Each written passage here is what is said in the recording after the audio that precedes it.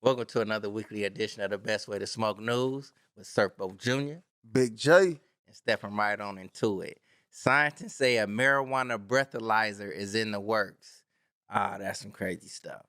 Researchers at UCLA and a startup called Electra Tech are testing a cannabinoid fuel cell that they say provides a key foundation on one day developing a marijuana breathalyzer, a device that can detect the chemical in cannabis responsible for its psychoactive effects, could work as an early prototype for a breathalyzer type tool for the test for marijuana, according to recent studies. Right. And it's like we all know that we're trying to get the cannabis like passed like federally, but it's like they trying to treat this as if it's on the same level as alcohol still. Mm-hmm. Like, all right, if we're trying to get it off the Schedule 1, we're going to put it in the same class as alcohol. And, you know, alcohol, you people think about it. A lot of people think about it. I ain't going to just say you people. Drinking and driving cause havoc. So if you say smoking and driving cause havoc, you're going to try to get some other people on a bandwagon. But cannabis don't do that to you. Right. Yeah, I know that's definitely going to be the narrative, you know, because, you know, you look at it, you smoke some indica and you get relaxed. You know what I'm saying? You relax and you chilling and shit, though. And you driving, though. For a lot of us seasoned stoners, though, we can drive very well off the trees, though. Yeah. But look, moving on. Biden's cannabis move is big for communities of color. I'm going to say, or is it?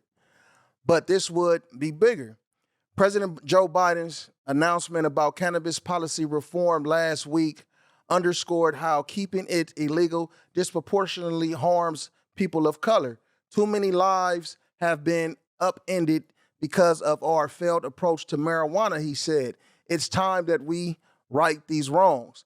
Biden is pardoning those convicted of simple cannabis possession under federal or Washington, D.C. laws. It's unclear how many people these will affect, but the figure is certainly in the thousands. He also urged states where the vast majority of convictions for possession take place to follow suit, which could have significant impact. Rand Corp research found that the Virginia alone automatically expunging criminal records for adult cannabis possession offenses could affect more than 200,000 individuals, about half of them people of color, probably more than half. Some jurisdictions are considering how cannabis tax revenue could be used to address racial disparities. For example, Illinois is using some of its cannabis tax revenues to support slavery reparation. That's a good idea right there. Other places are giving preferences for cannabis-related business licenses to groups who have been disproportionately harmed by prohibition. But if the goal is to build wealth or invest tax revenue in communities of color, policymakers need to pay close attention to prices. Legalization dramatically reduces the cost of producing cannabis for several reasons. First, when someone buys cannabis, cocaine, or heroin in an illegal market, part of the cost is to compensate the drug dealer and everyone else along the supply chain for the risk of arrest and incarceration. With legalization, the risk disappears. Second, if large growers are allowed to enter the market, they can produce cannabis more effectively than smaller businesses. Finally, it is easier for legal businesses to take advantage of change in technology that increases yield or help with packaging. So it's a lot of good benefits for people being able to get their record expunged or get pardoned. But like they said in this article, it's only for federal cases. And it's really not a lot of people that's still incarcerated from federal cases of just simple marijuana possession. So it's people that still has that on their record, but it's not people that's actually still really incarcerated from that, though. So I think it's a help. It's a good start in a way, you know, to get the ball rolling on a whole bunch of other things that need to happen. I believe so. Look into it, read about it. You never know if it may fit you. Yep. Moving on. Move. Hey. These California cities aren't considered safe, new study says. The personnel finance company compiled a list of the safest cities in America based on 42 safety metrics, and cities from the Golden State performed poorly. The study evaluated the factors and compiled them into the categories of home and community safety, natural disaster risk, and financial safety, resulting in a 100-point grade scale system. California cities that earned a spot on this list. Now, over here, like in our little side, you know what I'm saying, close to us, Irvine is one of the safest, and that come in at 26. Now, number one being the safest, if you keep on going down, 50 worse, 60 worse, or 100, so on, so you get the picture. Another cool or safe city, as they might say, is Glendale. Okay. Glendale, it's a nice they got some little cool little malls and little outlets and stuff out there. Right. You know, so Glendale, it is kind of cool. Coming on down, you got like Oceanside down in San Diego at number 66. We got Sacramento, our state's capital, at number 88.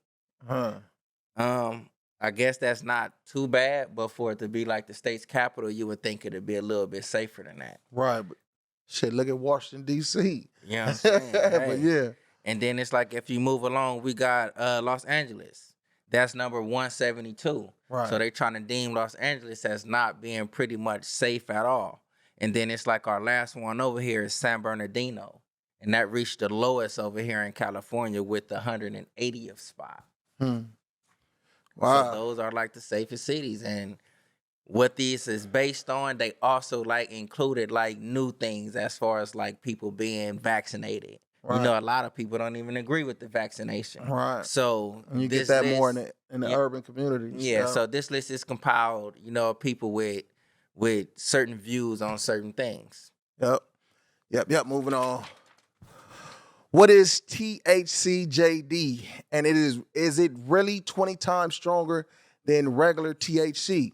With more states joining the bandwagon of adult use cannabis legalization, the recreational cannabis market has grown significantly.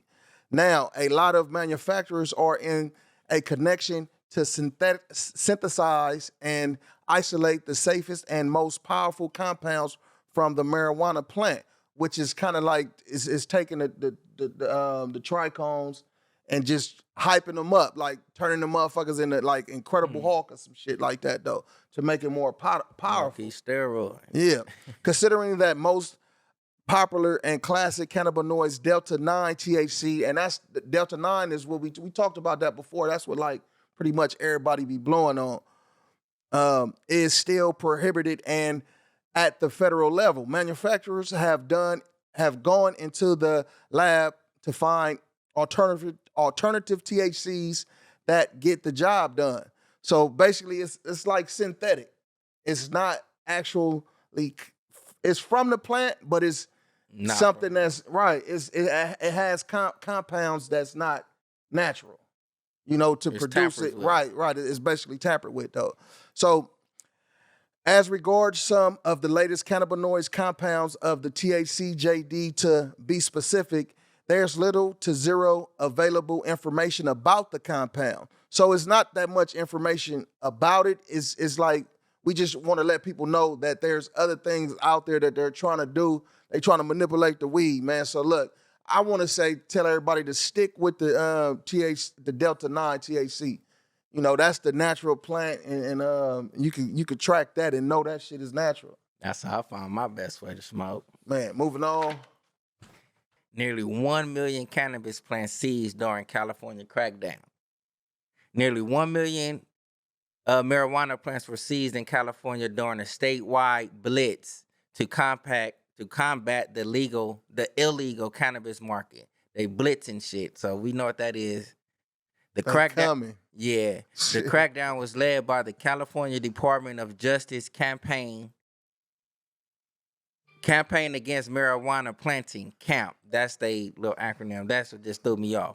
But during the 2022 program, authorities seized nearly 1 million illegal cultivated cannabis plants and over 200,000 pounds of illegal processed cannabis in the state, according to the California Attorney General's office. Now, with this little our legalization like fight, we already know it's like certain taxes and this, that, and the other may be, you know what I'm saying, hard to get by Right. or hard to achieve. Right.